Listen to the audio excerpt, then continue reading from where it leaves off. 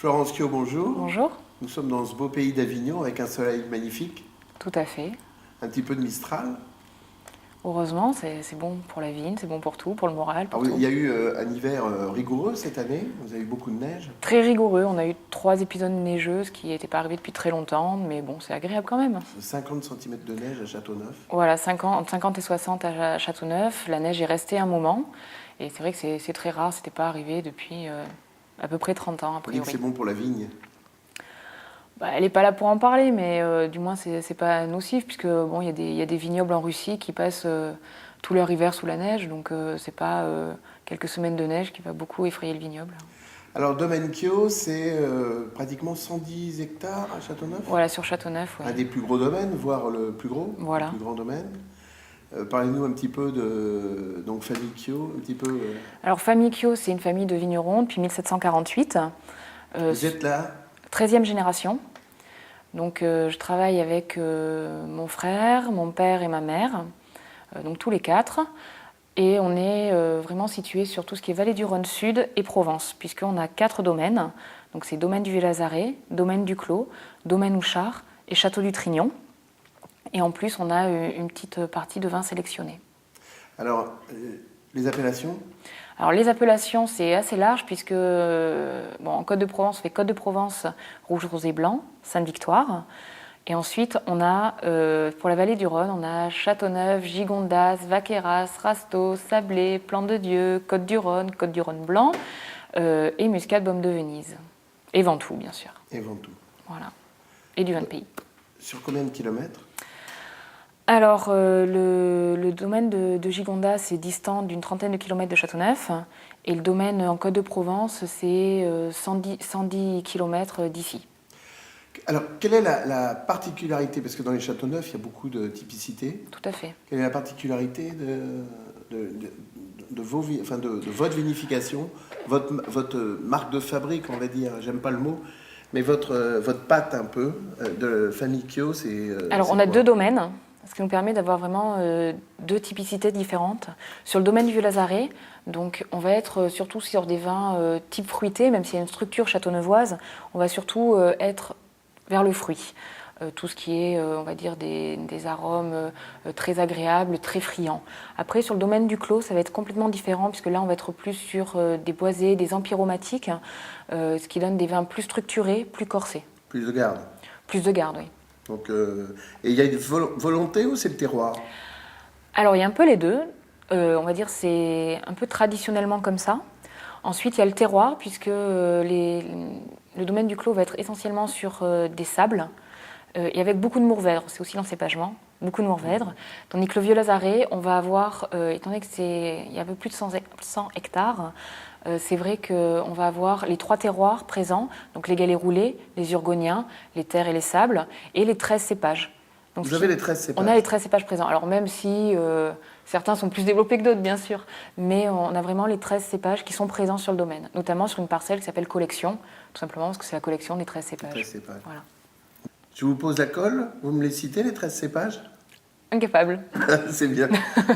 Je crois que ceux qui le font, c'est que les encyclopédistes. Voilà. Ou ceux qui sont très très techniciens. Alors mon frère pourrait, je pense, les citer parce que c'est lui qui est sur le vignoble, voilà. Il y a des cépages qui sont là en réalité que pour dire qu'on a les 13 cépages. Vraiment, oui. Ouais, c'est ça. Vraiment. C'est un petit peu le mythe de Châteauneuf. Tout à fait. C'est Châteauneuf, 13 cépages, mais de toute façon, il y en a 2, enfin il y en a 3, 4, voire 5 qui sont plus Les utilisés. principaux, Voilà. Le Syrah, la Grenache, le Mourvèdre. C'est un saut et mourvèdre. Ouais. Alors vous avez des très très très beaux vins. Vous avez sur Châteauneuf, alors Gigondas, Château du Trignon, c'est une aventure nouvelle. C'est complètement nouveau puisque c'est le seul domaine que nous avons racheté, puisque les autres c'est vraiment historique. Châteauneuf c'est depuis 1748, Houchard donc en Provence c'est depuis 1820 il me semble-t-il, Trignon c'est depuis 2007. 2007. Voilà, donc c'est beaucoup ça plus fait tâche récent. dans l'historique. Ça fait tâche, mais dans 100 ans ça fera moins de tâche, Non. quoi. Hein. Il faut bien un commencement à tout. 1748. 1748, oui. D'accord. Donc c'est un vignoble qui a été créé sous Louis XV. Voilà, certainement. C'est extraordinaire. Voilà, qui a résisté à la Révolution. Ouais, tout à fait. Et c'est vraiment Kyo. C'est vraiment Kyo, oui. Les le premières vendanges étaient... me semble-t-il, s'appelle Antoine Kyo. Antoine Kyo. Voilà, en 1748. Alors à l'époque, les vins ne voyageaient pas, ils étaient consommés localement. Tout à fait, c'était de la consommation locale, le vignoble était beaucoup plus petit. C'est papa qui a commencé la bouteille dans les années 80, ce qui est très tardif pour un vignoble rhodanien. Avant, tout était coulé en vrac, c'était ma grand-mère qui s'en occupait et papa a repris et donc en 80 a développé la bouteille et nous historiquement on est exportateurs tout simplement parce qu'en 80 le marché français était on va dire assez bouché pour être nouveau sur le marché et donc tout simplement il est parti en Belgique notamment aux Pays-Bas tout ce qui est Benelux pour faire du porte-à-porte et commencer à commercialiser. Et donc si bien que dans les années 90-95, on exportait 100% de notre production 100%. Voilà, dans différents pays, une bonne dizaine, vingtaine.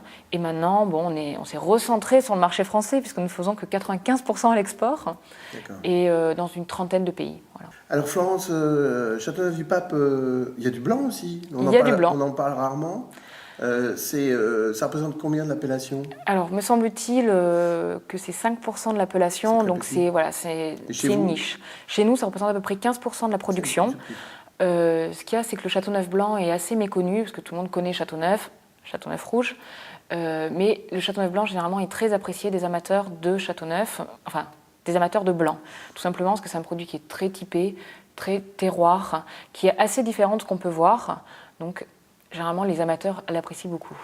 Alors les Gigondas Château du Trignon, pour avoir eu le plaisir donc, de le déguster, c'est un vin magnifique, très très profond, très puissant. Là, il y a une pâte aussi, Plan de Dieu, qui est une appellation très méconnue, pareil.